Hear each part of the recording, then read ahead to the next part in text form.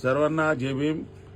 23 मार्चला आरएसएसच्या मुख्यालयावर नागपूर येथे संयुक्त मोर्चाचं आयोजन करण्यात आलेलं आहे।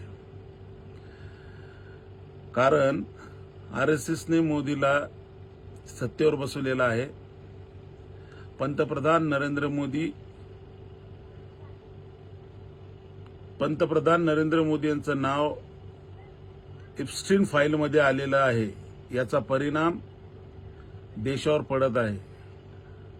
मोदींनी अमेरिकेसमोर शरणागती पत्करलेली आहे। अमेरिकेसोबत देशविरोधी करार मोदींनी केलेले आहे।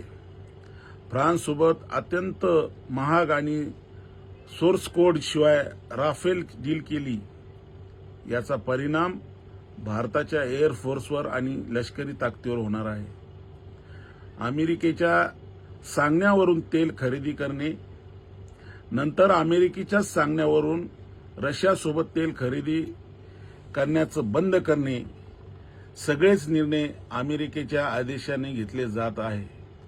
हे सर्व एप्स्टीन फाईलमुळे मोदी ब्लॅकमेल होत आहे। त्यामुळे देशाच्या सर्व महत्व मोदींनी अमेरिकेसमोर गहाण ठेवलेले आहे। मोदीमुळे देशाला धोका निर्माण झालेला आहे। ते देश विरोधी निर्णय घेत आहे।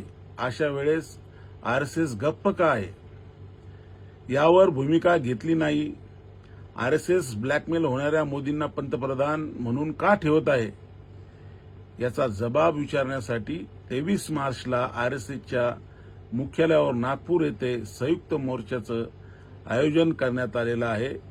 मी तमाम फुले शाहू आंबेडकरांच्या विचाराला मानणाऱ्या, देशाच्या संविधानाला मानणाऱ्या, डॉक्टर बाबासाहेब आंबेडकरांच्या विचाराला मानणाऱ्या तमाम लोकांना, माझ्या बंधू आणि भगिनीला विनंती करतो की आरएसएसला जबाब विचारण्यासाठी 23 मार्चला नागपूर येथे मोठ्या संख्येने जनतेने सहभागी व्हावं ही विनंती करतो। धन्यवाद।